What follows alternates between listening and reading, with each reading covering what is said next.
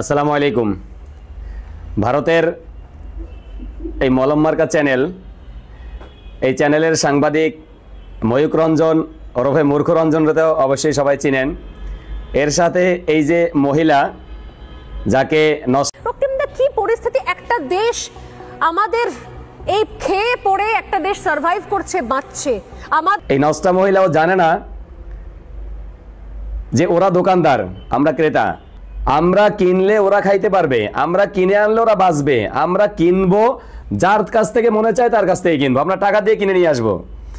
এটা হয় ভারত থেকে, নয় শ্রীলঙ্কা থেকে, নয় পাকিস্তান থেকে, নয়তো তুরস্ক থেকে, নয়তো আফগানিস্তান থেকে, অথবা যে কোনো দেশ থেকে আমরা কিনে নিয়ে আসতে পারবো, কারণ আমরা টাকা দিয়ে কিনবো।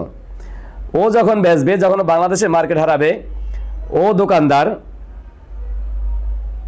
ও কাস্টমার হারালে ও না খেয়ে মরবে। ও আমাদের কাছে বেচে ও খেয়ে পরে বাঁচছে, উল্টা নাকি আমরা ওদেরটা খেয়ে পরে বাঁচি। দয়াতে স্বাধীনতা পেয়েছে তারা, আর আমাদের দেশের পতাকাকে অবমাননা করছে। গোটা সোশ্যাল মিডিয়ায় ভাইরাল হয়ে গেছে, সেই ছবি আমরা দেখাতেও পারি না, এতটাই অবমাননাজনক। ভারতের পতাকা অবমাননা করছে, ওর খুব খারাপ লাগছে। বাংলাদেশের পতাকা আগুন দিয়েছে, বাংলাদেশের দূতাবাসে হামলা করেছে, তখন ওর খারাপ লাগে নাই। বাংলাদেশে কোনো হিন্দু নির্যাতন হয় না, এটা নিয়ে ভারতে মিথ্যাচারের কোনো শেষ নেই। বাংলাদেশের মানুষ ধরে ধরে তাদেরকে জিম্মি করে তাদের কাছ থেকে মিথ্যে বলানো হয়। অথচ ভারতে প্রতিনিয়ত মুসলিম নির্যাতন, ভারতে প্রতিনিয়ত মসজিদে হামলা। ভারতে বাবরি মসজিদ কিভাবে গুড়িয়ে দিয়েছে সেটা আমরা সবাই জানি। এই বাটপারদের শিক্ষা হবে কবে? ওদের লজ্জা হবে কবে? আপনি বলছেন আমাদের দোয়াতে স্বাধীনতা পেয়েছে, এটা ওরা কোনোদিনই মানেনি। ওরা মনে করে ওরা মুক্তিযুদ্ধ করে স্বাধীনতা পেয়েছে। ভারতীয় সেনা পাকিস্তানের কারণে ওদের সঙ্গে যুক্ত হয়েছে, ওদেরকে দ্বিখণ্ডিত। ভারতের কারণে আমরা স্বাধীনতা পেয়েছি, এটা আমরা কোনোদিনও মানি নাই। হ্যাঁ, মানি না। ভারত বাংলাদেশের স্বাধীনতার পক্ষে ছিল, এটা শুধুমাত্র তাদের স্বার্থের কারণে, বাংলাদেশের জন্য না।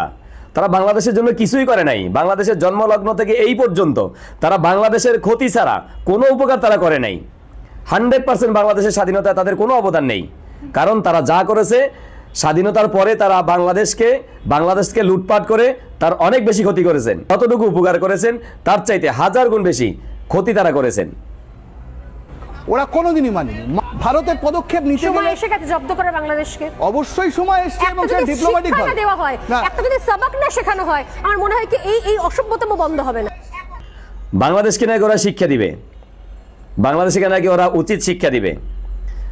উচিত শিক্ষা ভারতের আজও হয় নাই, কারণ ওদের কোনো পার্শ্ববর্তী দেশ ওদের বন্ধু না। ওদের সবগুলো শত্রু, সবগুলো ওদের দুশ্মন। ওদের বন্ধু বলতে কেউ নেই। ওরা আমাদেরকে সভ্যতা শিখায়।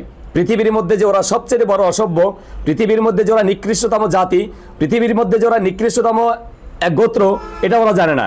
ওরা আমাদেরকে ভদ্রতা শিখায়, ওরা আমাদেরকে সভ্যতা শিখায়। নির্লজ্জ হলে যা হয়। ধন্যবাদ।